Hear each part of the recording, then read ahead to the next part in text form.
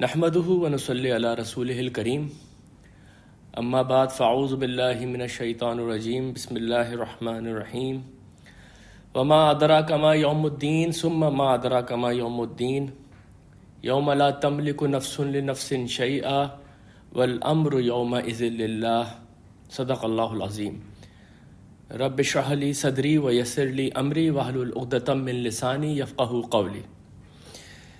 پچھلے سیشن میں ہم نے یہ دیکھا تھا کہ جس طرح اللہ کی صفت ربوبیت اور اللہ کی صفت رحمت ایک سلیم الفطرت انسان کے دل سے ابھرتی ہے جب وہ اس کائنات کے اوپر غور و فکر کرتا ہے، جب وہ اپنی ذات کے اوپر غور و فکر کرتا ہے، بالکل اسی طریقے سے اس دنیا میں ہونے والے ظلم اور ناانصافیوں کو دیکھ کے ایک مکمل انصاف کی پکار بھی اس کے دل سے نکلتی ہے۔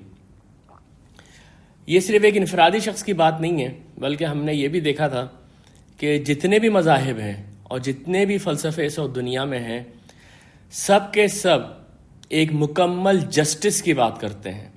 ان کے فلسفے کے اندر کسی نہ کسی طریقے سے یہ بات موجود ہے کہ ایک پرفیکٹ جسٹس کس طریقے سے ہوگا، کس طریقے سے انسان کو اس کے کیے کا پھل ملے گا۔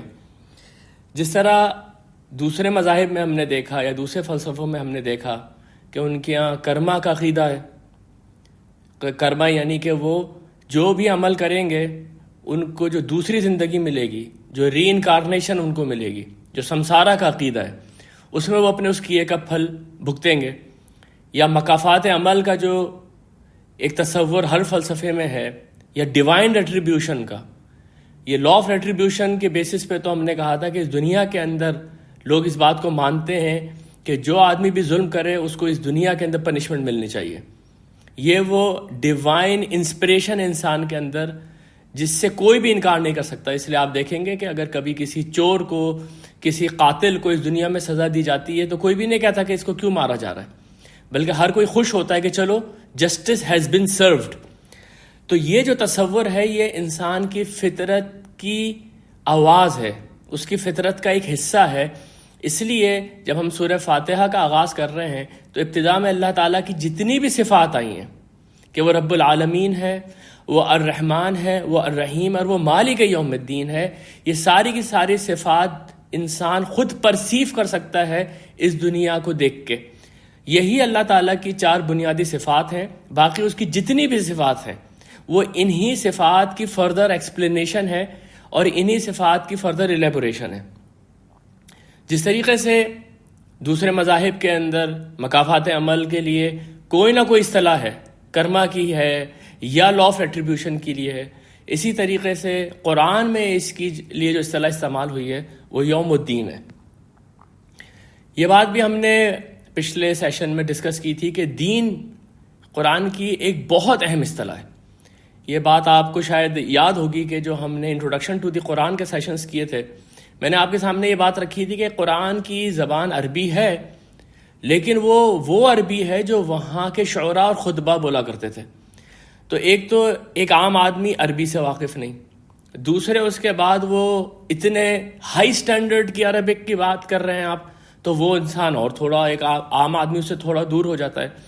لیکن اس کے بعد ایک اور چیز جو ہم نے ڈسکس کی تھی وہ یہ کہ قرآن اپنی ایک زبان بھی رکھتا ہے، وہ اپنی اصطلاحات بناتا ہے، اور وہ اصطلاحات نہ جاننے کی وجہ سے عموماً قرآن کے ترجموں کے اندر وہ بات، وہ اسپرٹ نہیں آتی اس لفظ کے لیے جو کہ قرآن کا منشا ہوتی ہے۔ اس کے اندر جو سب سے امپورٹنٹ اصطلاحات ہیں جو کہ سمجھنے میں عام آدمی کو ہمیشہ دشواری ہوتی ہے، وہ سب سے امپورٹنٹ دو ہیں، ایک دین ہے، دوسری عبادت ہے۔ دین کو تو ہم نے سمجھ لیا انشاءاللہ، عبادت اب ہم اگلے سیشن کے اندر دیکھیں گے۔ دین کے معنی اصل میں تو مکافات عمل کے ہیں، اصل میں اس کے معنی بدلہ دینے کے ہیں۔ برے عمل کا برا بدلہ، اچھے عمل کا اچھا بدلہ، یہ تقریباً وہی معنی ہیں جو کہ کرما کے معنی ہیں۔ لیکن آپ دیکھیں گے قرآن میں اس کو جس طرح سے ایلیبریٹ کیا گیا ہے تو اللہ کی حاکمیت کے لیے بھی یہ لفظ استعمال ہوتا ہے، ان الحکم الا للہ امر اللہ تعبدوا الا ایہ ذالک دین القیم۔ پھر قانون اور شریعت کے لیے بھی یہ لفظ استعمال ہوتا ہے۔ پھر اللہ کو حاکم مان کے اور اس کے قانون کی اطاعت کرنی ہے، اس لیے اطاعت کے لیے بھی یہ لفظ دین استعمال ہوتا ہے، مخلصین لہ الدین وما امروا الا لیعبدوا اللہ مخلصین لہ الدین۔ ان سے کوئی مطالبہ نہیں کیا گیا تھا سوائے یہ کہ وہ اللہ کی عبادت کریں اپنی اطاعت کو اس کے لیے خالص کرتے ہوئے۔ اور پھر یوم الدین کے اندر ہم نے دیکھا کہ وہ مکافات عمل کے لیے، یعنی کہ جو یہ لفظ دین ہے جو کہ ہمارا مذہب ہے، یہ مکافات عمل کے گرد ہی گھومتا ہے۔ ایک اور چیز جو ہم نے پچھلے سیشن میں ڈسکس کی تھی وہ یہ کہ قرآن ایک بہت اہم اصطلاح استعمال کرتا ہے کسب کی۔ کسب کے بنیادی معنی کمائی کے ہیں، اور یہ ایک بہت عام لفظ ہے جو کہ استعمال کیا جاتا ہے عربی زبان میں، لیکن قرآن میں اس کے بالکل ڈیفرنٹ معنی ہیں۔ اس دنیا کے اندر جو بھی کچھ آپ کماتے ہیں، جو کچھ پیسہ آپ کو حاصل ہوتا ہے، وہ تو رزق ہے۔ قرآن نے یہ کہا ہے کہ یہ اللہ کی مرضی ہے، جس کا رزق وہ زیادہ کرتا ہے، جس کا رزق وہ کم کرتا ہے۔ یہ آپ کی کمائی نہیں ہے، یہ آپ کی محنت نہیں ہے، یہ اللہ تعالیٰ کی تقدیر ہے کہ اسے کس کو کتنا رزق دیا ہے، تاکہ وہ لوگوں کو جانچے، لوگوں کو پرکھے۔ کسب جو اصل کمائی ہے وہ اچھے اور برے اعمال ہیں جس کا حساب اس کو قیامت کے دن دینا ہوگا۔ یہ اتنا بڑا پیراڈائم شفٹ ہے انسان کی سوچ کے اندر۔ ہم جب اسٹارٹ کریں گے سورۃ البقرہ تو اللہ تعالیٰ فرمائیں گے وَمِمَّا رَزَقْنَاهُمْ يُنْفِقُونَ، جو رزق میں نے ان کو دیا ہے، جو ہم نے رزق ان کو دیا ہے اس میں سے خرچ کرتے ہیں۔ تو انسان کے ہاتھ میں جو بھی رزق ہے سب سے پہلے تو وہ اس پہ سے ہاتھ اٹھا دیتا ہے جب وہ قرآن کے فریم ورک میں آتا ہے کہ یہ تو اس کا ہے نہیں۔ تو اصل چیز اس کی ہے کیا؟ اصل جو کسب ہے اس کا، وہ اس کے وہ اعمال ہیں وہ جو اس دنیا میں کر رہا ہے۔ اس لیے لہا ما کسبت وعلیہا ما اکتسبت، جس اس کے لیے ہے، اس کے لیے وہ اچھا بدلہ ہے جو کہ اس نے کمایا، اور اس کے اوپر وہی بال پڑے گا، وہی وبال پڑے گا جو کہ اس نے کمایا۔ ولا تزر وازرۃ وزر اخری، کوئی جان کسی دوسری جان کا بوجھ نہیں اٹھائے گی۔ تو یہ ساری باتیں جو ہم نے پچھلے سیشن میں کی تھی، اس کا جو لب لباب نکلا تھا وہ یہ نکلا تھا کہ ایک چیز ہے بس جس سے کہ انسان کو اس دنیا میں اپنے آپ کو بچانا ہے، وہ ہے ظلم، کہ وہ کسی کے اوپر ظلم نہ کرے۔ اگر وہ ظلم کرے گا تو اللہ کا جو قانون ہے، جو عدل و انصاف کے اوپر اللہ تعالیٰ نے اس دنیا کو بنایا ہے، وہ قائم بالقسط ہے، تو وہ یقیناً اس کا بدلہ دے گا۔ ظلم کے معنی ہم سمجھ چکے تھے کہ کسی بھی چیز کو اپنے اصل مقام سے ہٹا دینا، یہ ظلم ہے۔ یہ اس کے لفظ کے بنیادی معنی ہیں، اور دوسرے اس کے معنی اندھیرے کے ہیں، اور وہ بہت خوبصورت حدیث بھی ہم نے دیکھی تھی، الظلم ظلمات یوم القیامہ، جو ظلم ہے وہ اندھیرے بن کر آئے گا قیامت کے دن۔ تو ظلم کوئی بھی ایسا کام جس میں آپ کسی چیز کو اس کا حق نہ دیں، ناحق کسی بھی چیز کو آپ برتیں، وہ ظلم ہے۔ اس لیے آپ دیکھیں کہ قرآن کے اندر یہ اللہ کے لیے استعمال ہوا ہے، یہ بندوں کے لیے استعمال ہوا ہے، اپنے اوپر ظلم کرنے کے لیے استعمال ہوا ہے۔ ان الشرک لظلم عظیم، یہ سب سے بڑا حق جو اللہ تعالیٰ کا ہے وہ یہ کہ صرف اسی کی عبادت کی جائے، صرف اسی کو الہ و رب مانا جائے۔ اگر اس کے علاوہ یہ حق کسی کو دے دیا تو یہ سب سے بڑا ظلم ہے، سب سے بڑی حق تلفی یہ ہے۔ اور اللہ تعالیٰ جو ہے قائم بالقسط ہے، تو وہ کسی بھی حق تلفی کو معاف نہیں کرے گا، تو وہ شرک کو بھی نہیں معاف کرے گا۔ دوسروں کے اوپر اگر ظلم ہوتا ہے تو اللہ تعالیٰ اس کا بدلہ قیامت کے دن دے گا۔ اور سب سے بڑی چیز تو یہ ہے کہ انسان اپنے نفس کے اوپر خود ظلم کرتا ہے، یعنی قیامت کے دن جب اس کے سامنے اس کے اعمال کا بدلہ آئے گا تو وہ چلا اٹھے گا کہ یہ میرے ساتھ کیا ہو رہا ہے، تو اس کو کہا جائے گا کہ یہ ظلم ہم نے تمہارے اوپر نہیں کیا، تم نے خود اپنے اوپر ظلم کیا ہے۔ سورہ طلاق کے اندر نہایت ہی خوبصورت یہ مقام ہے، وَتِلْكَ حُدُودُ اللَّهِ، یہ اللہ کی باندھی ہوئی حدیں ہیں۔ وہاں پر اصل میں طلاق اور نکاح کے کچھ احکامات بیان ہو رہے ہیں، اور اس کے بعد آخر میں یہ کہا جا رہا ہے کہ یہ اللہ کی باندھی ہوئی حدیں ہیں۔ وَمَن يَتَعَدَّ حُدُودَ اللَّهِ فَقَدْ ظَلَمَ نَفْسَهُ، جس نے اللہ کی باندھی ہوئی حدود سے تجاوز کیا تو اس نے اپنے اوپر ظلم کیا۔ اپنے اوپر ظلم اس لیے کیا کہ وہ جیسی اللہ کی حدود کو بائی پاس کرے گا، اس کو ٹریس پاس کرے گا، فوراً اللہ کا قانون حرکت میں آ جائے گا اور اس کا بدلہ ملے گا۔ اس لیے ہم یہ بات دیکھتے ہیں کہ یہ جو اللہ کی صفت ہے مالک یوم الدین، اس کے تین آپ سمجھیں کہ اسپیکٹس ہیں، دین، یوم اور مالک۔ دین کے معنی تو ہم نے پچھلی دفعہ بہت اچھی طرح سے سمجھ لیے تھے۔ آج میں آپ کے سامنے یوم اور مالک کے معنی رکھ کے اس اصطلاح کو مکمل کرنا چاہ رہا ہوں۔ آپ لوگوں کے ذہن میں یہ بات ہوگی کہ یہ لفظ یوم کو کیوں اتنا ایلیبریٹ کرنے کی ضرورت ہے. اس کے معنی ایک دن آئے گا جس کے اندر حساب کتاب ہوگا، لیکن اس کے اندر بھی تھوڑی سی ڈیٹیلز ہیں، وہ دیکھ لیں پہلے. دیکھیں، ویسے تو کسی بھی مذہب کو آپ دیکھیں گے، کسی بھی فلسفے کو آپ دیکھیں گے، اس کے اندر ظلم کی مذمت ہوگی، اور اس مذمت کا درجہ یہ ہوگا کہ یہ جو نان وائلنس ہے یا اہنسا کا جو فلسفہ ہے، یہ اس حد تک گیا ہوا ہے آگے بدھزم کے اندر، جینزم کے اندر یا عیسائیت کے اندر، کہ کوئی اگر تمہیں ایک تھپڑ مارے تم جواب میں دوسرا گال آگے کر دو. یعنی جو بدھ مت کے بخشو ہیں وہ آپ کو پلٹ کے کچھ کہیں گے نہیں، سارا ظلم سہ لیں گے، کیونکہ انہوں نے کسی پر ظلم نہیں کرنا. لیکن آپ دیکھیں گے ان کے یہاں، ان کے فلسفے میں، خاص طور پہ یہ جو ہمارے ایشین ایسٹرن ریلیجنز ہیں، جس میں بدھزم ہے، جینزم ہے، یا تاؤزم ہے، یا ہندوازم ہے، اور اس کی مختلف برانچز ہیں، اس کے اندر کسی ایک ڈیوائن ججمنٹ کا کانسیپٹ نہیں ہے، یا لاسٹ ججمنٹ کا کانسیپٹ نہیں ہے کہ کوئی ایک دن آئے گا جس دن سب اکٹھے ہو جائیں گے. نہیں، ایسا نہیں ہے. ان کے یہاں یہ کرما اور سمسارا کے اندر ہی اس کو انہوں نے کسی طریقے سے ایڈجسٹ کر دیا ہے کہ جو بھی آپ کے ساتھ اچھا یا برا ہونا ہے وہ کاز اینڈ افیکٹ کے قانون کے تحت ہونا ہے. یہ ہم پچھلی دفعہ پڑھ چکے ہیں کہ ہر عمل کا کوئی نہ کوئی افیکٹ ہوگا، اس لیے وہ جو کاز اینڈ افیکٹ کا قانون ہے وہی آپ کو دوبارہ پیدا ہونے کے اوپر مجبور کر رہا ہے، تاکہ آپ اپنے پچھلے جنم کے گناہوں کو یہاں پر برداشت کر سکیں. یعنی کہ کوئی خدا نہیں ہے، کوئی خدا آ کے نہیں بیٹھا ہوا جو کہ لوگوں کے درمیان قاضی بن کے فیصلہ کرے گا. ایسا نہیں ہے. یہ خود بخود ایک نیچرل لا ہے جو کہ حرکت میں آ رہا ہے. تو اس لیے سب سے پہلے تو یہ بات سمجھ لیں کہ یہ جو ہمارے ایشین ایسٹرن ریلیجنز ہیں، اس کے اندر کوئی لاسٹ ججمنٹ کا کانسیپٹ نہیں ہے، اس طرح سے ایلیبریٹڈ بالکل بھی نہیں ہے جس طریقے سے یہ ابراہیمک ریلیجنز کے اندر ہے.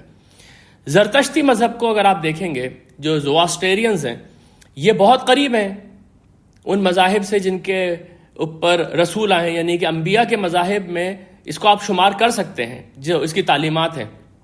لیکن زرتشتی مذہب کو اگر آپ پڑھیں گے اس لاسٹ ججمنٹ کے اوپر، تو آپ کو نظر یہ آئے گا کہ ان کے یہاں غالباً تصور یہ ہے کہ انسان کو مرنے کے فوراً بعد ہی بس اس کا حساب کتاب شروع ہو جاتا ہے. تو تھوڑا سا میں ایلیبریٹ کروں گا جو ان کا تصور ہے، تاکہ ہم یہ دیکھیں کہ کچھ چیزیں کہیں ایسا تو نہیں کہ ان کے مذہب سے ہمارے مذہب کے اندر آ گئیں. کیونکہ آپ کوئی بھی کمپیریٹیو ریلیجن کی کتاب پڑھیں گے، جو کتابیں کچھ میں نے آپ کے سامنے ریفر کی ہیں، ان کے اندر جو آدمی باہر بیٹھ کے اسلام کے اوپر غور و فکر کرتا ہے، ان میں سے کئی لوگ یہ کہتے ہیں کہ اسلام جو ہے وہ زوراسٹیرینزم سے متاثر ہے. وہ یہ کہتے ہیں کہ اسلام جو ہے وہ جب فتوحات ہوتی ہوئی پرشیا پہنچا ہے، تو پرشیا میں جا کے جب ان کو یہ زوراسٹرز ملے ہیں تو انہوں نے بہت ساری ان کی چیزیں اڈاپٹ کر لی ہیں. یہ بات کتنی صحیح ہے، کتنی غلط ہے، اس کے فیصلہ آپ لوگ خود کیجئے گا. میں آپ کے سامنے چند چیزیں رکھتا چلا جاؤں گا ان سیشنز کے اندر. کچھ چیزیں تو کامن ہونی چاہیے کیونکہ وہ بھی ایک پروفٹ کا مذہب ہے، زرتشت ایک پروفٹ ہے. اور کچھ چیزیں ہو سکتا ہے کہ جس طریقے سے جب کلچر آپس میں مکس ہوتے ہیں تو کچھ چیزیں جو ہے وہ مسلمان جو پاکستان کے اندر ہیں وہ انڈیا سے لے کر آئے ہیں اپنے ساتھ، کیونکہ ان کے ساتھ بہت عرصے رہے ہیں. اسی طریقے سے ہو سکتا ہے کہ پرشین کچھ چیزیں ہمارے اندر آ گئی ہوں، خاص طور پہ جو زبان ہم بولتے ہیں، جیسے صلاۃ کے لیے نماز کا لفظ بولتے ہیں، دوزخ کا لفظ بولتے ہیں، اس طرح بہت ساری چیزیں ہو سکتا ہے کہ ان کے مذہب سے ہمارے یہاں آ گئی ہوں. لیکن جو سپرسٹیشس بلیفز ہیں وہ اگر آگے ہیں تو ہم کو بالکل ان کو سمجھ کے الگ کر دینا چاہیے. اب میں آپ کے سامنے صرف یہ بات رکھنا چاہ رہا ہوں کہ ان کے ہاں مرنے کے بعد کے لیے کیا تصور ہے کہ اس مرنے والے کے اوپر کیا گزرتی ہے. ان کا تصور یہ ہے کہ مرنے کے بعد جو روح ہے وہ 3 دن تک قبر میں انتظار کرتی ہے. جو جس طریقے سے بھی وہ ڈسپوز آف کرتے ہیں وہاں پر 3 دن تک جو قبر کے اندر روح ہے وہ انتظار کرتی ہے. اور اس کے بعد چوتھے دن اس کو ایک پل سے گزارا جاتا ہے جس کا نام ہے شنوات، یا اس کو آپ کہتے ہیں برج آف ریکویٹر. اس کے معنی وہی ہیں جو کہ بدلے کے معنی، یعنی کہ اب یہاں پر اس پل کے اوپر اس کے اعمال کو جج کیا جائے گا. اگر اس کے اعمال بھاری ہوئے تو وہ اس پل کے اوپر سے بھاگتا ہوا گزر جائے گا، اس کو کوئی مسئلہ ہی نہیں ہوگا. اور اس پل کے نیچے دوزخ ہے، اس پل کے دوسری طرف جنت ہے. اس کے نیچے جو ہیل ہے اس کا نام دوزخ زوراسٹیرینزم کے اندر ہے. اگر اس کے اعمال ہلکے ہوئے تو وہ پل جو ہے ایک دم سے نیرو ہو جائے گا اور تلوار کی طرح تیز ہو جائے گا، اور جب اس کے اوپر چلے گا تو نیچے گر جائے گا. اس پل کو پل صراط بھی کہتے ہیں. ویسے تو صراط کے معنی بھی پل کے ہیں اور پل کے معنی بھی پل کے ہیں، تو اصل میں اس کو صراط کہتے ہیں. قرآن کے اندر صراط یا اس طرح کا کانسیپٹ آپ کو نہیں ملے گا.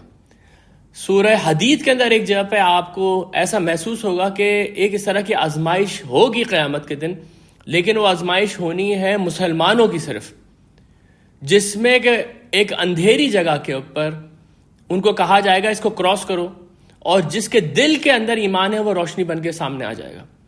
کیا وہ پل صراط ہے؟ یہ اس طرح کا کوئی ایلیبریشن اس جگہ پر نہیں ہے، لیکن احادیث کے اندر پل صراط کا بہت زیادہ ذکر ہے، اور تقریباً وہی ذکر ہے جو یہاں پر میں نے آپ کے سامنے رکھا. تو اگر یہ چیز زوراسٹیرینزم سے آئی ہے اور وہ بھی ایک پروفٹ کا مذہب ہے، تو ہو سکتا ہے کہ یہ ایک واقعہ ہو، لیکن جیسے میں نے آپ کے سامنے رکھا کہ قرآن میں اس کی اس طرح کی ایلیبریشن نہیں ہے کہ مرنے کے فوراً کے بعد جو ہے ایک روح کو جو ہے اس طرح سے ایک برج سے گزارا جاتا ہے. تو یہ ان کا مکافات ہے، یہ ان کے بدلے کا تصور ہے. ایک آخری دن کا تصور بھی زوراسٹیرینزم کے اندر آپ کو ملے گا، لیکن وہ صرف اس لیے ہے کہ اہورا مزدہ اس دن ظاہر ہوگا، اور یہ جو شیطان ہے یا جو ایول اسپرٹ ہے اہرمن، اس کو وہ ختم کرے گا اور دنیا کو دوبارہ سے زندہ کرے گا. یہ دنیا ہی دوبارہ ریوائیو ہوگی جس کے اندر عدل و انصاف ہوگا. تو آپ دیکھیں یہ تھوڑا سا مختلف تصور ہے اس سے جو کہ قرآن دیتا ہے. ابراہیمی مذاہب میں جیسے میں نے آپ سے کہا کہ بالکل ایک ڈیوائن ججمنٹ کا کانسیپٹ ہے، ایک لاسٹ ججمنٹ کا کانسیپٹ ہے، لیکن جو ہمارے کزنز ہیں یہود اور نصارہ، انہوں نے اس تصور کے اندر کافی تبدیلیاں کر دی ہیں. وہ تبدیلیاں جب ہم جانیں گے تو ہم دیکھیں گے قرآن نے کچھ مقامات کے اوپر یوم الدین کو کچھ اس طریقے سے الیبریٹ کیا ہے کہ اگر آپ کے سامنے یہ پس منظر ہو تو آپ واہ واہ کر اٹھیں گے. سب سے پہلے آپ دیکھیں یہود کو. یہود کے یہاں بہت سارے شیڈز ہیں لاسٹ ججمنٹ کے لیے. کہیں پر تو وہ نہیں مانتے، کہیں پر وہ مانتے ہیں، کہیں پر وہ یہ کہتے ہیں کہ یہ صرف اور صرف غیر یہود کے لیے ہوگا، ہم تو بخشے بخشائے ہیں. یہ خود وہ کہتے ہیں، اور قرآن نے اس کو واضح بھی کیا ہے.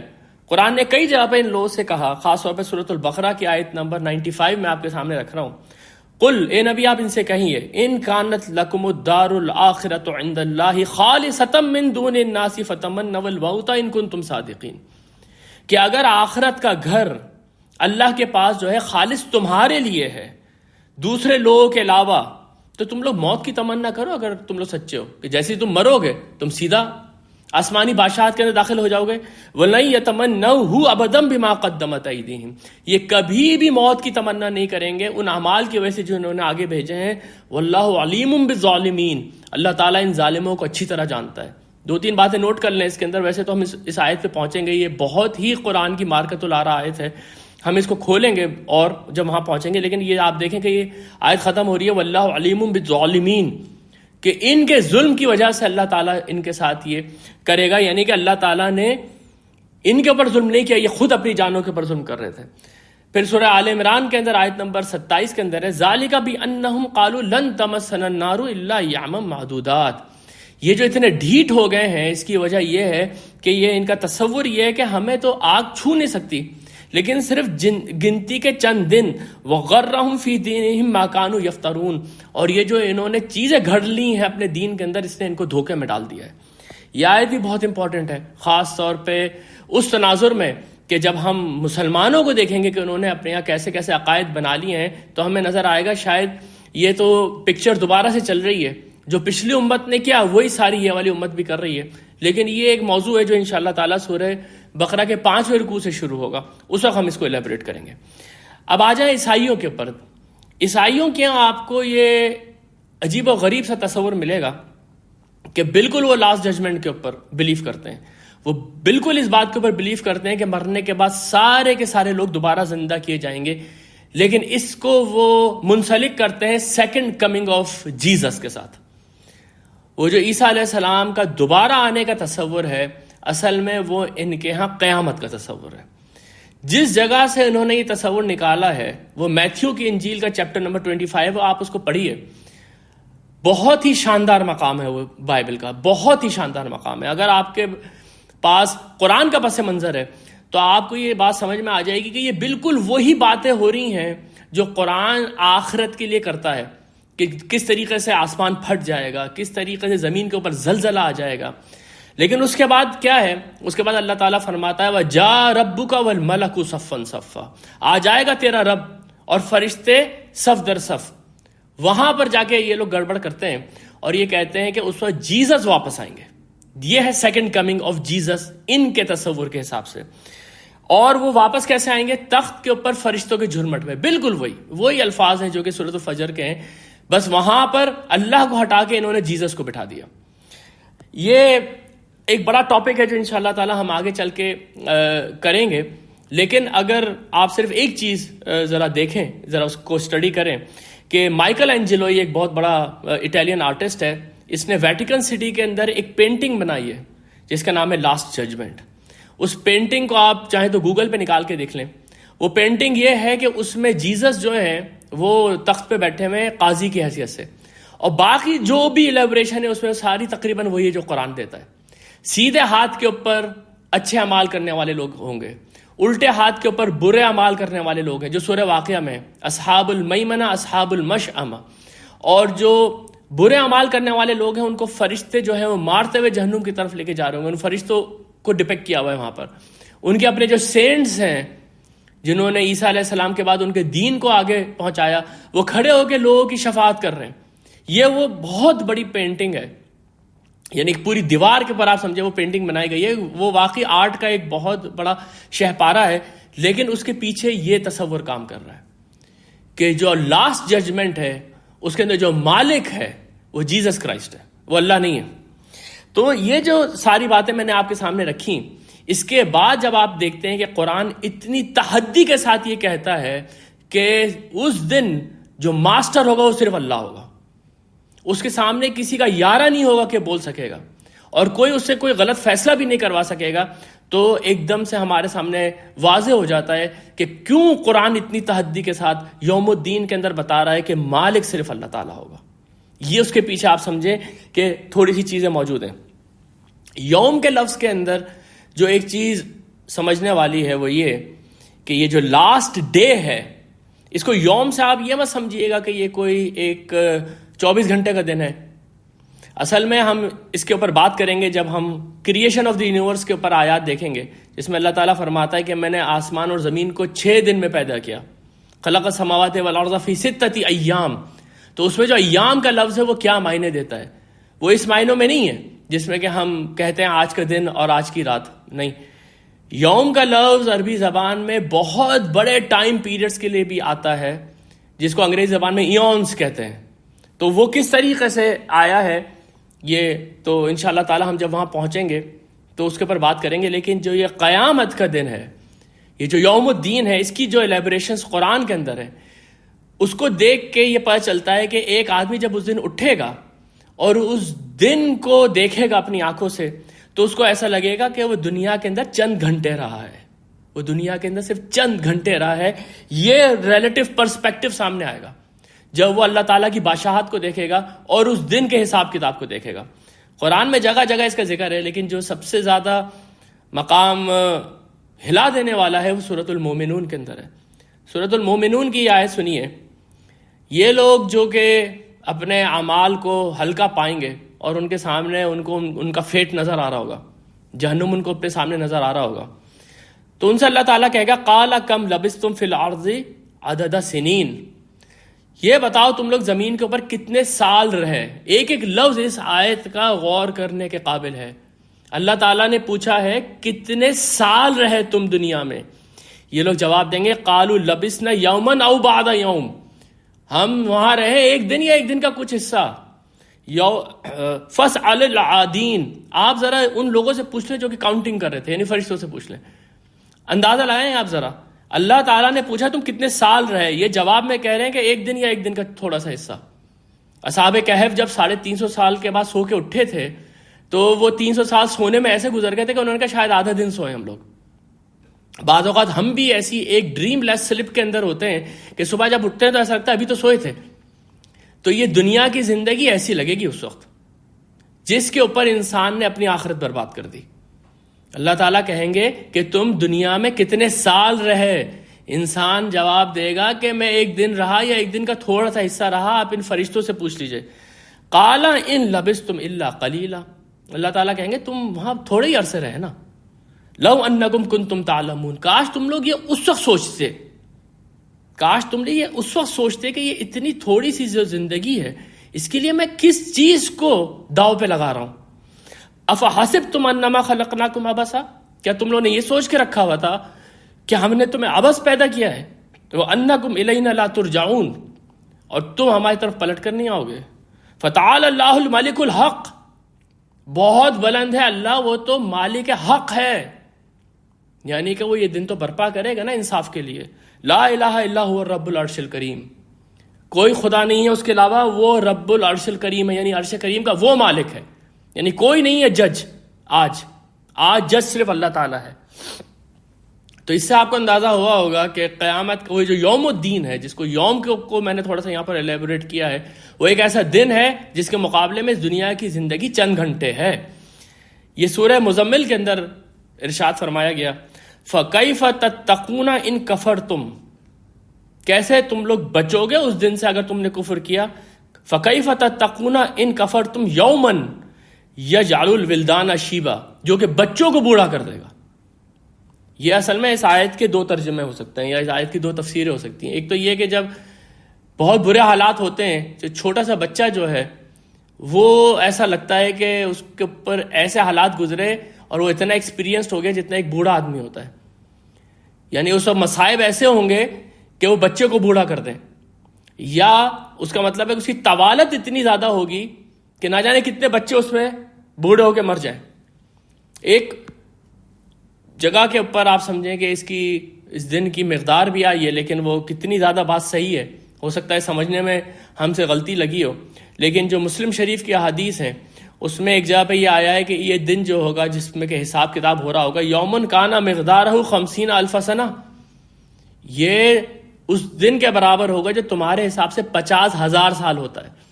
اصل میں یہ جو الفاظ ہیں یوم کانا مقدارہ 50,000 سنہ، یہ اصل میں قرآن سے لیے گئے، اور قرآن کے اندر یہ سورۃ المعارج کے اندر آئے جس میں یہ فرمایا گیا کہ اللہ تعالیٰ تو بہت درجہ والا ہے، ذی المعارج ہے. ایسا نہیں ہے کہ وہ کسی ایک عام تھانے دار کی طرح سامنے بیٹھا ہوا ہے. اس دن تعرج الملائکۃ والروح الیہ فی یوم کانا مقدارہ 50,000 سنہ، اگر فرشتوں کو اور جبرائیل علیہ السلام کو بھی وہ بلاتا ہے نا اپنے پاس تو وہ اس تک پہنچتے ہیں 50,000 سال میں. اتنا بلند اور اتنا ٹرانسینڈنس ہے وہ. تو وہاں پر یہ الفاظ کانا مقدارہ 50,000 سنۃ استعمال ہوئے ہیں، جو کہ یہاں پر حدیث میں بھی ہمارے سامنے اللہ عالم. تو یہ تو وہ دن ہے جس کے اندر مصائب ایسے ہوں گے کہ وہ بچے کو بوڑھا کر دیں گے، اور اس کی طوالت ایسی ہوگی کہ آدمی کو لگے گا کہ وہ چند گھنٹے دنیا کے اندر آئے. اب آ جائیں آخری لفظ کے اوپر کہ مالک کے معنی کیا ہیں. یہاں پر دیکھیں لفظ مالک کو ملک بھی پڑھا گیا ہے، یعنی کہ وہ اس دن کا اونر بھی ہے، اس دن کا بادشاہ بھی ہے. تو یہاں پر یہ لفظ کیوں استعمال کیا گیا ہے؟ کیونکہ یہ بات ہم سمجھ چکے ہیں کہ رب کے معنی بھی مالک کے ہوتے ہیں. یہ بات ہم رب العالمین میں دیکھ چکے ہیں کہ رب الدار مطلب گھر کا مالک، اور اوپر ابھی جو میں نے الفاظ آپ کے سامنے پڑھے تھے رب العرش الکریم، وہ مالک ہے اس بڑے عرش کا، اس بڑی حکومت کا، وہ مالک ہے. تو دوبارہ سے لفظ مالک کے کیا معنی؟ تو یہاں پر دیکھیں یہ بات بھی میں نے آپ کے سامنے انٹروڈکشن ٹو دی قرآن کے لیکچرز میں رکھی تھی کہ اصل جو قرآن کی ادبی اسپرٹ ہے وہ سامنے اس وقت آتی ہے جب آپ کسی جگہ پر یہ سوال کرتے ہیں کہ یہاں پر یہ لفظ کیوں چوز کیا گیا. یہ ہے قرآن کی فصاحت اور بلاغت. یہ لفظ کیوں چوز کیا گیا یہاں پر، یعنی کہ رب کے بجائے مالک کیوں یوز کیا گیا، مالک کے بجائے رب کیوں یوز کیا گیا، یا وہاں پر جو ڈگری ہے ورب کی وہ کیوں استعمال کی گئی، استفعال کیوں استعمال کیا گیا، یا باب تفاعل کیوں استعمال کیا گیا. یہ باتیں جب کھلتی ہیں انسان کے سامنے تو اس کے اندر ایک سینسیشن دوڑتی ہے کہ یہاں پر اس سے زیادہ اپروپریٹ کوئی اور چیز ہو نہیں سکتی تھی. اور یہی وہ چیز ہے جس کو چیلنج کے طور پہ عرب کے خطبہ و شعرا کے سامنے رکھا گیا. اس لیے یہ جو فصاحت اور بلاغت ہے قرآن کی، اس کو کھولنے کا طریقہ یہی ہے کہ میں آپ کے سامنے یا تو اس کے معنی رکھوں اور اس کو ایلیبریٹ کروں، یا پھر میں کمپیریزن رکھوں کہ یہ لفظ بھی ہو سکتا تھا، یہ لفظ بھی ہو سکتا تھا، تو یہ لفظ کیوں آیا. تو آپ دیکھیں رب میں اور مالک میں کیا فرق ہے. رب کے معنی مالک کے ہوتے ہیں، لیکن اس کے اندر جو شیڈ سب سے زیادہ ڈومیننٹ ہے وہ پرورش کرنے کا ہے. یعنی کہ رب جو ہے وہ مالک ہے جو کہ اصل میں کسی کی کیئر ٹیکنگ کی پرواہ کرتا ہے.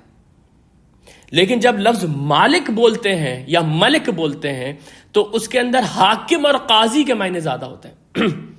یعنی کہ یہ حکم کرنے والا ہے، یہ فیصلہ کرنے والا ہے. کسی بھی حاکم کی طرف یا کسی بھی قاضی کی طرف آدمی نظر اٹھا کے کیوں دیکھتا ہے؟ تاکہ اس کے ساتھ اگر ظلم ہوا ہے تو اس کا وہ فیصلہ کر دے. الیس اللہ بأحکم الحاکمین، کہ اللہ تعالیٰ سب سے بڑے حاکموں سے بڑھ کر حاکم نہیں ہے. وہاں پر حاکم کے معنی قاضی کے، کہ فما یکذبک ببعض بالدین الیس اللہ بأحکم الحاکمین. اب کون سی چیز ہے جو تمہیں جھٹلانے پہ مجبور کر دیتی ہے اس یوم جزا کو، کہ اللہ تعالیٰ سب حاکموں سے بڑھ کر حاکم نہیں ہے؟ تو اس کا مطلب ہے وہاں پر اللہ تعالیٰ قاضی کے معنوں میں حاکم کا لفظ استعمال کر رہا ہے کہ میں حساب لوں گا نا اس دن. تم ایک عام بادشاہ سے یہ امید رکھتے ہو کہ وہ انصاف کرے گا، میں تو سب سے بڑا بادشاہ ہوں. تو یہاں پر جو اصل میں لفظ ہے مالک، اس کے اندر جو پرومیننٹ شیڈ ہے وہ قاضی کا اور حاکم کا ہے. ایک اور بات بھی نوٹ کریں یہاں پر کہ قاضی کا لفظ اللہ کے لیے پورے قرآن میں کہیں نہیں آیا ہے، حالانکہ عربی زبان کے اندر یہ لفظ کتنا کامن ہے. یعنی کہ چیف جسٹس کے لیے آپ قاضی القضاء کے لفظ استعمال کرتے ہیں، لیکن قرآن میں کسی جگہ پر بھی اللہ کے لیے قاضی کا لفظ استعمال نہیں ہوا.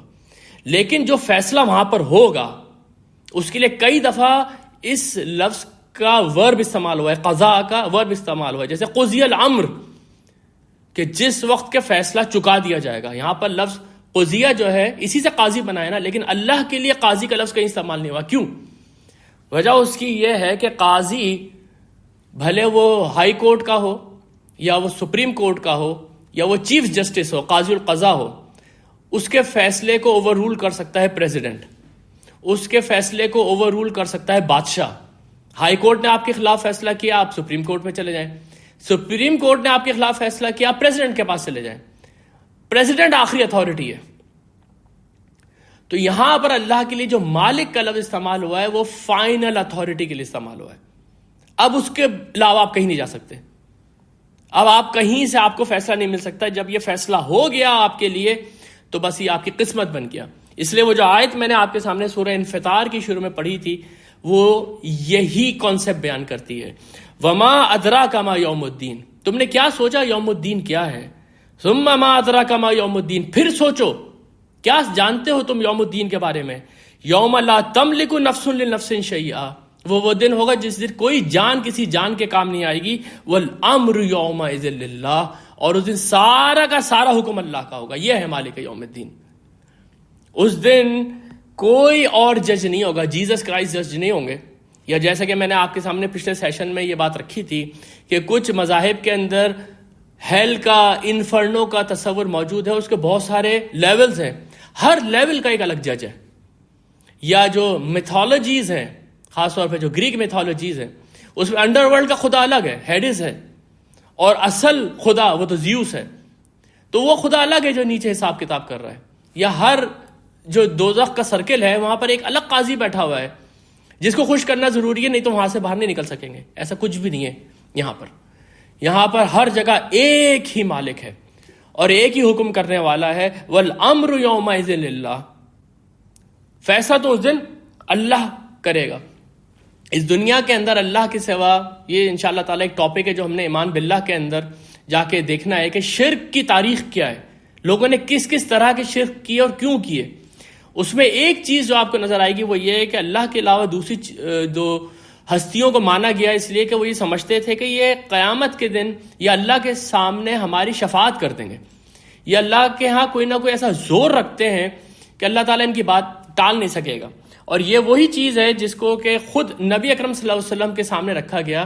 جب سوال کیا گیا کہ تم ان بتوں کو کیوں پوچھتے ہو تو یہ جواب دیا، ما نعبدهم الا لیقربونا الی اللہ زلفا، ہم ان کی عبادت نہیں کرتے لیکن صرف اس لیے کہ یہ ہمیں اللہ کے قریب کر دیتے ہیں. یعنی کہ اللہ تو اتنا بلند ہے، ٹرانسینڈنٹ ہے، اس تک کون پہنچ سکتا ہے. یہ بیچ میں انٹرسیسرز ہیں. یہ بات میں انشاءاللہ تعالیٰ آپ کو فلسفے کی زبان میں رکھوں گا کہ یہ کتنی ڈیپ روٹڈ ہے انسانیت کے اندر کہ ٹرانسینڈنٹ گاڈ تک پہنچنے کے لیے آپ کو سیڑھیاں چاہیے. سارے مذاہب کے اندر یہ چیز اس وقت موجود ہے.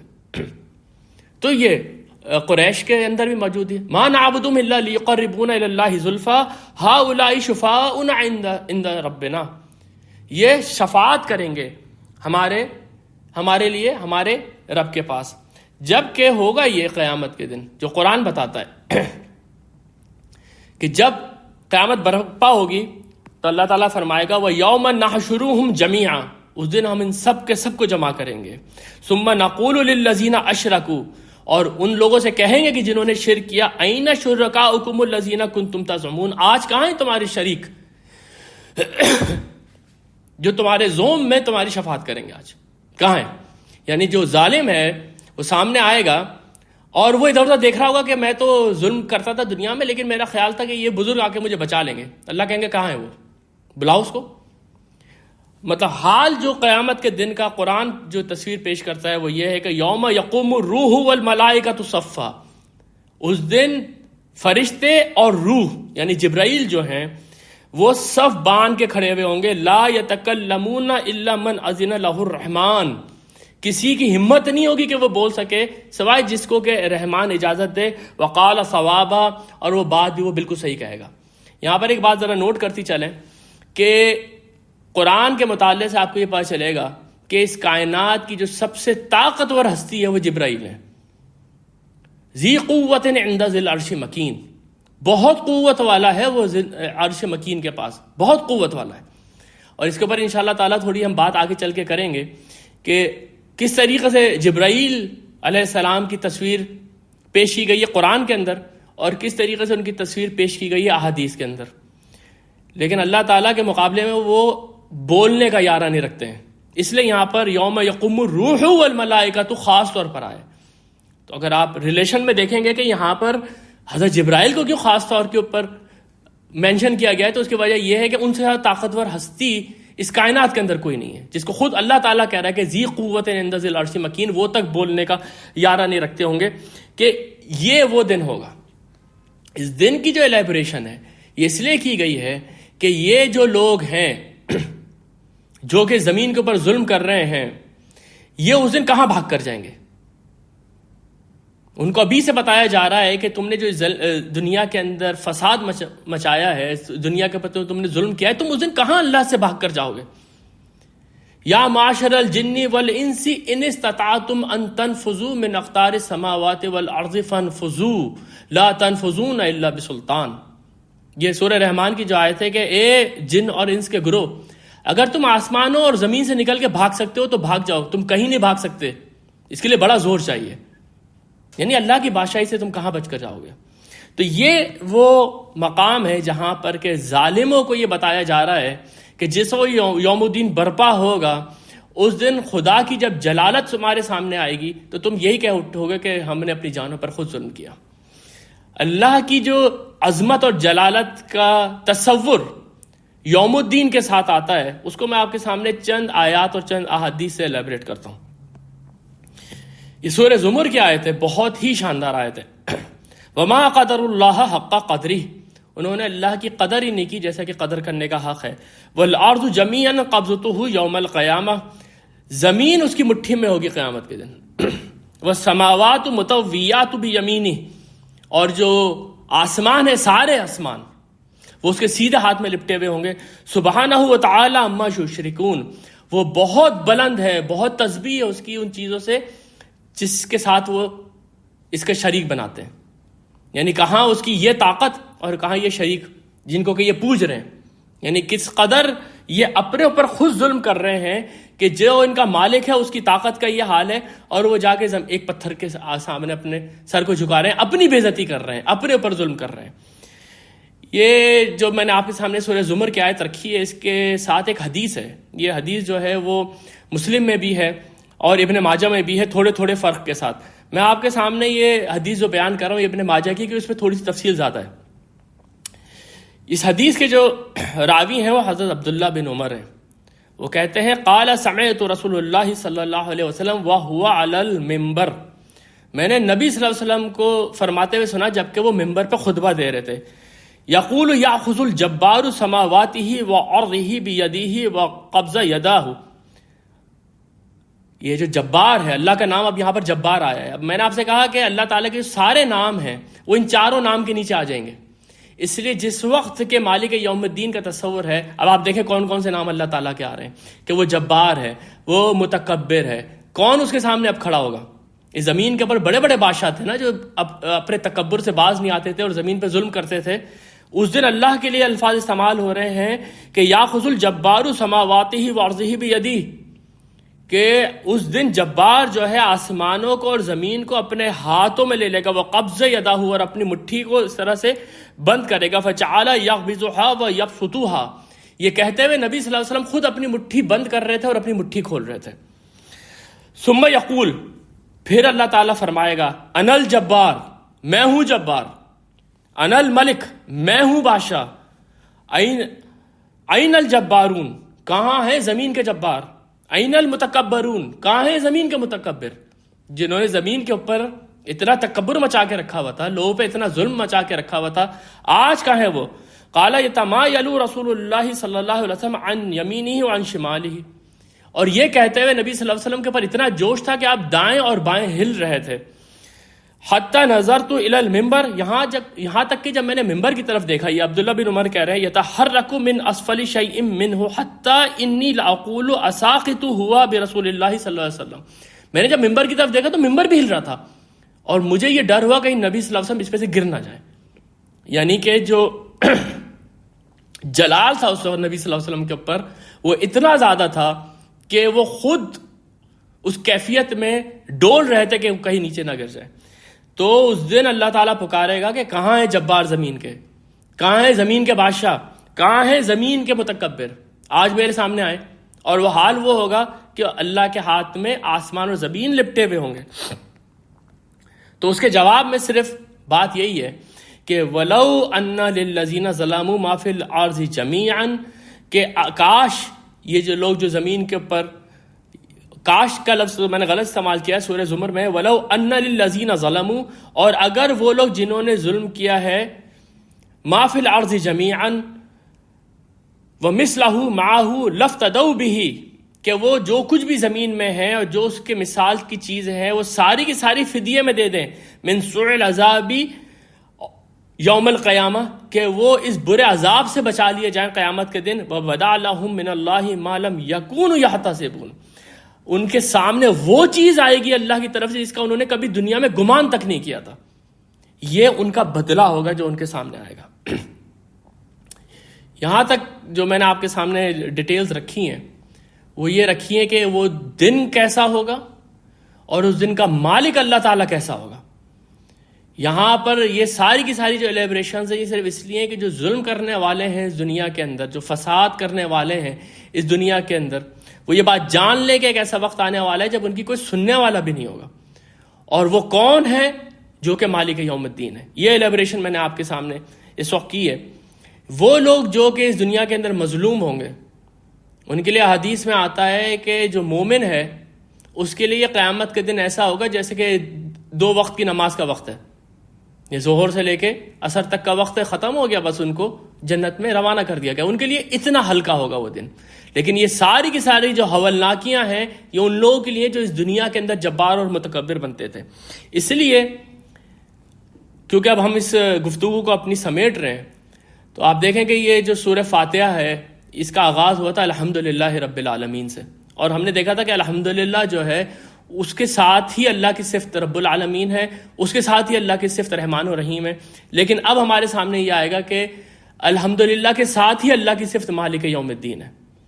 یعنی کہ جب اللہ تعالیٰ کا انصاف نمودار ہوگا تو ہر مظلوم کے دل سے اللہ کی حمد نکلے گی. اللہ تعالیٰ کا جو انصاف ہے وہ قیامت کے دن تو ظاہر ہوگا، لیکن ہمیں انبیاء کی تاریخ سے اس بات کا پتہ چلے گا جب ہم ابھی آگے چلیں گے کہ اللہ تعالیٰ نے اس طرح کے چھوٹے یوم الدین جو ہے زمین پہ بھی برپا کیے ہیں. اور جب کسی قوم کے پر اللہ تعالیٰ کسی رسول کو بھیج دیا کرتا تھا اور وہ قوم رسول کا انکار کر دیا کرتی تھی تو اس قوم کو بھی اللہ اس دنیا میں تباہ کر دیا کرتا تھا. یہ ایک ڈیمونسٹریشن ہوتا تھا اس یوم الدین کے لیے کہ اسی طریقے سے اللہ تعالیٰ قیامت کے دن بھی ڈھیل دے کے رکھتا ہے اس دنیا کے اندر. لیکن جب وہ آتا ہے تو ان بطش لربک لشدید، کہ تمہارے رب کی جو پکڑ ہے وہ بہت شدید ہوتی ہے. اسی لیے وہ تمہیں مہلت دیتا ہے، اس لیے وہ تمہیں وارننگز دیتا رہتا ہے۔ جس وقت کے زمین کے اوپر یہ دینونت برپا ہوئی ہے تو اس کے لیے الفاظ ہیں قرآن میں، سورہ انعام میں کئی انبیاء کی قوموں کو تباہ کرنے کا ذکر ہے، اس کے بعد ہے فَقُطِعَ دَابِرُ الْقَوْمِ الَّذِينَ ظَلَمُوا، جڑ کاٹ کے رکھ دی اس قوم کی جس نے کہ ظلم کیا تھا۔ دیکھ لیں یہ لفظ ظلم کو اب آپ اپنے پلو سے باندھ کے رکھیں، فَقُطِعَ دَابِرُ الْقَوْمِ الَّذِينَ ظَلَمُوا وَالْحَمْدُ لِلَّهِ رَبِّ الْعَالَمِينَ، اور حمد اس دن صرف اللہ کے لیے۔ کیا مطلب ہوا اس بات کا؟ جب ظلم زمین سے ختم ہو گیا تو جس نے ظلم ختم کیا آپ اس کا شکر نہیں ادا کریں گے؟ اسی طریقے سے سورہ مومنون کی آیت میں نے آپ کے سامنے پہلے بھی رکھی تھی، دوبارہ میں آپ کے سامنے رکھتا ہوں۔ حضرت نوح علیہ السلام کی قوم جب تباہ ہوئی ہے، فَإِذَا اسْتَوَيْتَ أَنْتَ وَمَن مَّعَكَ عَلَى الْفُلْكِ، تو حضرت نوح علیہ السلام اور ان کے ساتھ کے جو لوگ ہیں ان کو بچانے کے لیے اللہ تعالیٰ نے حضرت نوح علیہ السلام سے کشتی بنوائی تھی۔ تو جب ان کو کہا کہ تم اس کشتی پہ سوار ہو جاؤ اور جو لوگ تمہارے ساتھ ہیں، تو اس کے بعد کیا کہو؟ فَقُلِ الْحَمْدُ لِلَّهِ الَّذِي نَجَّانَا مِنَ الْقَوْمِ الظَّالِمِينَ، تو اس کے بعد کہنا کہ اللہ کا شکر ہے کہ اس نے ہمیں نجات دی ظالم قوم سے۔ پھر ظالم کا لفظ سامنے دیکھ لیں اور الحمدللہ کا لفظ دیکھ لیں، یہ انٹر ریلیٹڈ ہے ساری چیزیں آپس کے اندر۔ تو قیامت کے روز، یہ تو میں نے آپ کے سامنے زمین کی دینونت کا تھوڑا سا اظہار کیا، یہ بھی میں نے آپ کے سامنے رکھا کہ جو لوگ جنت میں جائیں گے وہ بھی یہی وآخر دعواہم ان الحمد للہ رب العالمین، ان کا بھی آخری ترانہ کیا ہوگا؟ الحمد للہ رب العالمین۔ ہم عموماً یہاں پر جب دیکھتے ہیں کہ کچھ علماء جو ہے وہ تقریر کرتے ہیں تو وہ بھی یہی چیز کہتے ہیں، وآخر دعوانا ان الحمد للہ رب العالمین۔ اصل میں یہ ترانہ جنتیوں کا ہے۔ اس کے بعد دیکھیں جو سب سے لاسٹ سین ہے، جس کے بعد کہ آپ کے سامنے پکچر کمپلیٹ ہو جائے گی، وہ کیا ہے؟ یہ سورہ زمر کے اندر ہی ہے، وَتَرَى الْمَلَائِكَةُ حَافِينَ مِنْ حَوْلِ الْعَرْشِ يُسَبِّحُونَ بِحَمْدِ رَبِّهِمْ وَقُضِيَ بَيْنَهُمْ بِالْحَقِّ، اور تم دیکھو گے اس دن فرشتوں کو کہ وہ اللہ کے عرش کے گرد جمع ہیں، وہ اس کی تسبیح بیان کر رہے ہیں اور اس کی تحمید بیان کر رہے ہیں، اور لوگوں کے درمیان بالکل حق کے ساتھ فیصلہ ہو گیا ہے، لوگوں کے درمیان بالکل حق کے ساتھ فیصلہ ہو گیا ہے۔ وَقُضِيَ بَيْنَهُمْ بِالْحَقِّ وَقِيلَ الْحَمْدُ لِلَّهِ رَبِّ الْعَالَمِينَ۔ تو آخری پکار جو ہوگی وہ الحمدللہ رب العالمین، یعنی کہ جب مووی کے کریڈٹ سینز آنے سے پہلے کے جو آخری الفاظ ہیں وہ الحمدللہ رب العالمین، اور یہیں سے مووی شروع بھی ہوئی تھی۔ اس دنیا کا جو ڈرامہ ہے اس کا آغاز بھی یہیں سے ہو رہا ہے اور اس کا انجام بھی یہیں پر ہوگا۔ یہ ہے الحمدللہ کا ریلیشن شپ مالک یوم الدین کے ساتھ۔ آخر میں نے آپ سے جیسے کہا تھا کہ ایک بہت ہی خوبصورت حدیث میرے پاس ہے جو کہ میں آپ کے سامنے لے کر آؤں گا جب ہم انشاءاللہ مالک یوم الدین کو کنکلوڈ کر رہے ہوں گے۔ اور یہ جو حدیث ہے نہ صرف یہ کہ یہ جو سورہ فاتحہ کا پہلا حصہ ہے، یہ پہلا حصہ ہم نے سورہ فاتحہ کا مکمل کیا۔ آپ کے ذہن میں ہوگا کہ میں نے مسلم شریف کی ایک حدیث آپ کے سامنے رکھی تھی جس کے مطابق سورہ فاتحہ کے 3 حصے ہیں، تو یہ پہلا حصہ ہمارا آج مکمل ہوا ہے۔ اس کو کنکلوڈ کر دے گی یہ حدیث، اور اس کے بعد اگلے حصے کی آپ سمجھیں کہ یہ ایک طریقے سے تمہید بن جائے گی۔ بے انتہا خوبصورت حدیث ہے یہ حدیث جو ہے، یہ میں آپ کے سامنے رکھ رہا ہوں۔ ویسے تو مشکات سے یہ حدیث میں لے کر آیا ہوں، لیکن یہ اصل میں مسلم کی حدیث ہے۔ اس حدیث کے جو راوی ہیں وہ حضرت ابو ذر غفاری رضی اللہ عنہ ہیں۔ قال رسول اللہ صلی اللہ علیہ وسلم فیما یروی عن اللہ تبارک و تعالی، کہ انہوں نے کہا کہ نبی صلی اللہ علیہ وسلم نے ہم سے یہ بات بیان کی، وہ اللہ تعالیٰ سے روایت کر رہے تھے، یعنی کہ یہ بھی حدیث قدسی ہے جس طرح سے ہم نے مسلم شریف کی حدیث قدسی دیکھی تھی۔ انہ قال، اللہ تعالیٰ فرماتا ہے، یا عبادی، اے میرے بندو، انی حرمت الظلم علی نفسی، میں نے ظلم کو اپنے اوپر حرام کر دیا ہے، میں نہیں ظلم کروں گا کسی کے اوپر۔ یہ وہی ساری باتیں جو میں نے آپ کے سامنے اوپر رکھی کہ اللہ تعالیٰ کسی کے اوپر ذرہ برابر بھی ظلم نہیں کرتا، انسان اپنے پر خود ظلم کرتا ہے۔ یہ وہی بات ہے کہ یا عبادی انی حرمت الظلم علی نفسی وجعلتہ بینکم محرما، اور میں نے یہ تم لوگوں کے درمیان بھی حرام کر دیا ہے، فلا تظالموا، تو پھر آپس میں ایک دوسرے کے اوپر ظلم نہیں کرو۔ یا عبادی کلکم ضال الا من ہدیتہ، اے میرے بندو تم سارے کے سارے گمراہ تھے سوائے ان کو جس کو کہ میں ہدایت دے دوں، فاستشہدونی اہدیکم، تو مجھ سے ہدایت مانگو میں ہدایت دوں گا۔ یا عبادی کلکم جائن، اے میرے بندو تم سارے کے سارے بھوکے تھے، الا من اطعمتہ، سوائے اس کو جس کو کہ میں کھانا کھلا دوں، فاستطعمونی اطعمکم، تو تم مجھ سے کھانا مانگو میں تمہیں کھانا دوں گا۔ یا عبادی کلکم عارن، اے میرے بندو تم سارے کے سارے بغیر کپڑوں کے تھے، تم سارے کے سارے برہنہ تھے، الا من کسوتہ فاستکسونی، تو تم مجھ سے مانگو، میں تمہیں سوائے جس کو کہ میں کپڑے پہنا دوں تو تم مجھ سے کپڑے مانگو، اکسکم، تو میں تمہیں پہناؤں گا۔ یا عبادی انکم تخطئون باللیل والنہار، اے میرے بندو تم رات اور دن گناہ کرتے ہو، رات اور دن تم لوگ جو ہے وہ خطائیں کرتے ہو، وانا اغفر الذنوب جميعا، اور میں سارے گناہ معاف کر دیتا ہوں، فاستغفرونی اغفر لکم، تو تم مجھ سے مغفرت مانگو میں تمہاری مغفرت کروں گا۔ یا عبادی، یہاں تک دیکھیں جو اس حدیث کا حصہ ہے، اس سے جو میسج مل رہا ہے وہ یہ ہے کہ سب چیز اللہ سے مانگو، کسی کو اس کے ساتھ شریک کرنے کی ضرورت نہیں ہے کہ کپڑا وہ دے گا یا رزق وہ دے گا یا کسی اور کے اوپر بھروسہ کرنے کی ضرورت نہیں ہے، سب کچھ اللہ تعالیٰ دینے والا ہے۔ اس کے بعد جو حدیث کا اگلا حصہ ہے وہ یہ ہے، یا عبادی انکم لن تبلغوا ضری فتضرونی ولن تبلغوا نفعی فتنفعونی، اگر تم سارے کے سارے مجھے کوئی نقصان پہنچانے کی کوشش کرو گے نہیں پہنچا سکتے، تم سارے کے سارے مجھے کوئی نفع پہنچانے کی کوشش کر سکتے ہو، تم لوگ مجھے کوئی نفع نہیں پہنچا سکتے۔ یا عبادی لو انکم اولکم و آخرکم و انسکم و جنکم، اگر میرے بندو تمہارے شروع کے لوگ، تمہارے آخر کے لوگ، تمہارے سارے انسان، تمہارے سارے جن، کانوا اتقى قلب رجل واحد منکم ما زاد ذلک فی ملک شیئا، وہ سارے کے سارے اتنے نیک ہو جائیں جتنے تمہارا اندر سب سے نیک آدمی ہے، میری بادشاہی کے اندر کوئی اضافہ نہیں ہوگا۔ یا عبادی لو ان اولکم و آخرکم و انسکم و جنکم کانوا علی افجر قلب واحد منکم ما نقص من ملک شیئا، سارے کے سارے انسان، اولکم و آخرکم، سارے کے سارے جن، سارے کے سارے انسان تم میں اتنے فاجر ہو جائیں، اتنے برے ہو جائیں جتنا کہ تم میں کوئی سب سے زیادہ برا آدمی ہے، میری بادشاہی کے اندر بال برابر کبھی کمی نہیں کر سکو گے۔ یا عبادی لو ان اولکم و آخرکم و انسکم و جنکم قاموا فی صعید واحد فاسألونی فاعطیت کل انسان مسألتہ ما نقص ذلک مما عندی، سارے کے سارے انسان، سارے کے سارے جن ایک جگہ پہ کھڑے ہو جائیں، جو مرضی آئے مانگے، جو مرضی آئے دنیا کی ساری چیزیں مانگ لیں، میں ان سب کو وہ چیزیں اگر دے بھی دوں تو ما نقص ذالک مما عندی الا کما ینقص المخیط اذا ادخل البحر، تو میرے خزانوں کے اندر اتنی کمی بھی نہیں آئے گی کہ اگر ایک سمندر کے اندر تم سوئی ڈال کے واپس نکالو جتنا پانی اس سوئی کے اندر لگ جاتا ہے، میرے خزانوں میں اتنی کمی بھی نہیں آئے گی کہ اگر تم سب کو میں وہ سب کچھ دے دوں جو تم لوگ مانگ رہے ہو تو بھی میرے خزانے اپنی جگہ سے ہلیں گے بھی نہیں۔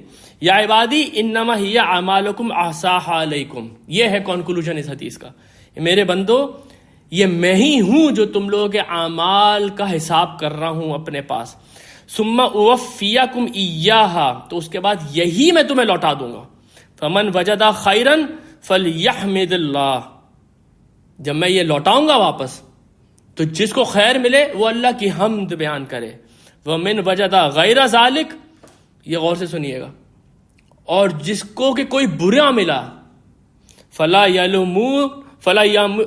یلومن الا نفسہ، تو ملامت نہ کرے لیکن وہ صرف اپنے آپ کو۔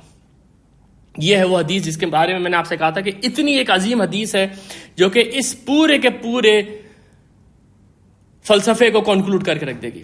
یہ حدیث جو ہے انشاءاللہ تعالیٰ میں دوبارہ آپ کے سامنے لے کر آؤں گا جب ہم عبادت کے موضوع پہ بات کریں گے، لیکن اس کا بنیادی حصہ تو دیکھیں آپ، ابتدا ہوئی اس حدیث کی کہ ظلم کو میں نے اپنے پر حرام کر دیا ہے اور تم لوگوں کے درمیان بھی حرام کر دیا ہے، پھر اس کے اندر یہ بات ہوئی کہ سب کچھ دینے والا میں ہوں تو تم مجھے سے مانگو، تمہاری نیکی اور تمہاری برائی میری بادشاہت کے اندر بال برابر بھی فرق نہیں پیدا کرتی، تم لوگوں کو مانگنے سے جو میں دیتا ہوں اس سے میری خزانوں میں کوئی کمی نہیں آتی، میں تمہارے اعمال گن کے رکھ رہا ہوں وہی میں تمہیں واپس کر دوں گا، جس کو اچھا ملے وہ اللہ کی حمد بیان کرے، جس کو برا ملے وہ اپنے علاوہ کسی کو ملامت نہ کرے۔ یہاں پر آپ سمجھیں گے مالک یوم الدین کے اوپر ہماری جو ڈسکشن ہے وہ کنکلوڈ ہوتی ہے۔ بس میں آپ کو یہ یاد دلا دوں کہ جب ہم نے یہ سورہ فاتحہ شروع کی تھی اور میں نے آپ کے سامنے وہ حدیث رکھی تھی مسلم شریف کی جس کے اندر اس کے 3 حصے تھے، تو جہاں پر الفاظ آئے تھے کہ میرا بندہ جب کہتا ہے مالک یوم الدین، میرا بندہ کہتا ہے مالک یوم الدین، تو اللہ تعالیٰ جواب دیتا ہے مجدنی عبدی، میرے بندے نے میری بزرگی بیان کی. وہاں پر میں نے ایک چیز اسکپ کر دی تھی جان بوجھ کے آخر کے لیے، کہ ایک حدیث میں الفاظ ہیں مجدنی عبدی، میرے بندے نے میری بزرگی بیان کی. وقال مرہ، لیکن ایک اور دفعہ اللہ تعالیٰ کہے گا فوضع الی عبدی، میرے بندے نے اپنے معاملات میرے سپرد کر دیے. یہ میں نے جان بوجھ کے یہ جو حصہ تھا نا کہ فوضع الی عبدی، یہ میں نے جان بوجھ کے آخر کے لیے اٹھا کے رکھا ہوا تھا. اس کے معنی یہ ہیں کہ اللہ تعالیٰ یہ کہہ رہا ہے کہ میرے بندے نے اپنے تمام معاملات میرے سپرد کر دیے، میرے بندے نے توکل میرے اوپر کر لیا. کیا مطلب ہے اس کا؟ اس کا مطلب یہ ہے کہ اس دنیا کے اندر اگر کسی کے ساتھ ناانصافی ہو گئی، اس دنیا کے اندر اگر کسی کے ساتھ ظلم ہو گیا، تو وہ اپنا معاملہ اللہ کے سپرد کر کے اس دنیا میں صبر سے بیٹھ جائے گا. یہ توکل حاصل ہوتا ہے انسان کو مالک یوم الدین کے اوپر یقین کر کے.